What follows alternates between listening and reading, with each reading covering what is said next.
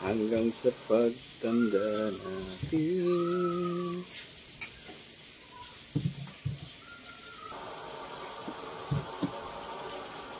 Maganda talaga ang talong na walang abono, no, Joy, no?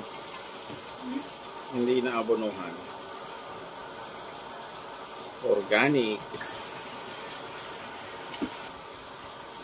Ba, mabilis lang. Sa amin kasi, ang tinatanggal lang dito yung buto. Yan, guys. Tapos ito. Yan, pwede pa yan. Ngayon, ito naman sunod natin. Wala tayong bunga pa ng sitaw, kaya bumili tayo ng sitaw. Ayan.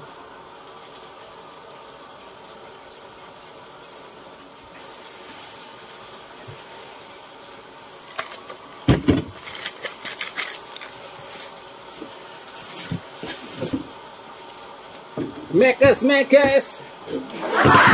Hinawakan na, hinamay-kamay, walang guwantes, mekes, mekes! Ayan ang pinsan ko gumagawa ng pakbet. Amazing!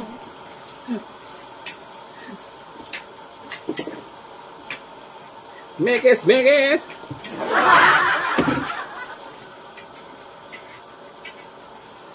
Grabe yung vlogger na yun, no? Ang binablog niya yung mga taga-India.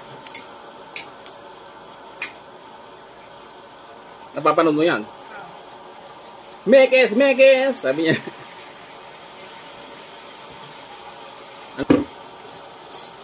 Tingnan nyo guys. Busy si Mrs. Nagluluto siya doon. Ayan. Ito naman yung mga naluto na guys.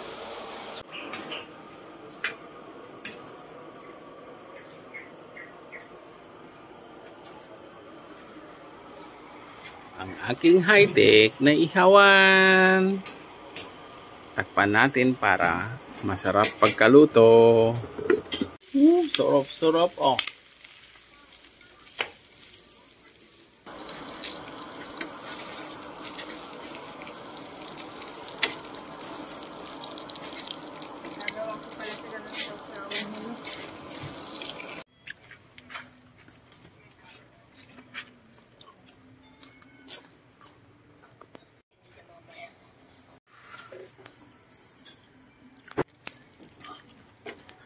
Ang kubong may saging.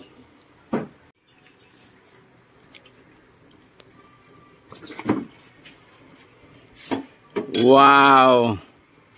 Ang sarap ng handa mo sweetheart. Boneless bangus, sausawan, inihaw na lempo, binagoongan. Ayan guys. Tapos may kasamang pinakbet galing dyan sa aking mga pananim. Yan guys, so may saging pa. Dessert. Oh, may dessert din po. Pero yan mga kaibigan, kasarap-sarap. Yan, meron pang merienda. Ayan guys, kainan na. Antayin na lang natin ang mga kakain. Wala pa sila.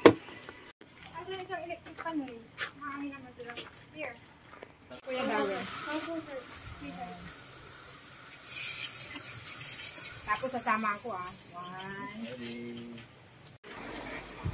Ganun sir.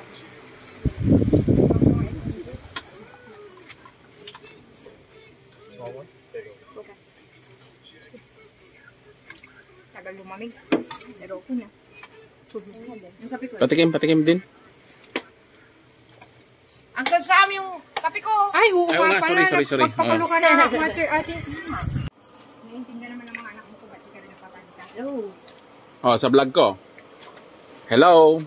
Hi! Uncle Sam! Ayan. Kain tayo. Ang Sarap ng ulam. ni Madam Joy. Luto lahat ni Joy yan. Sarap. Tama yan.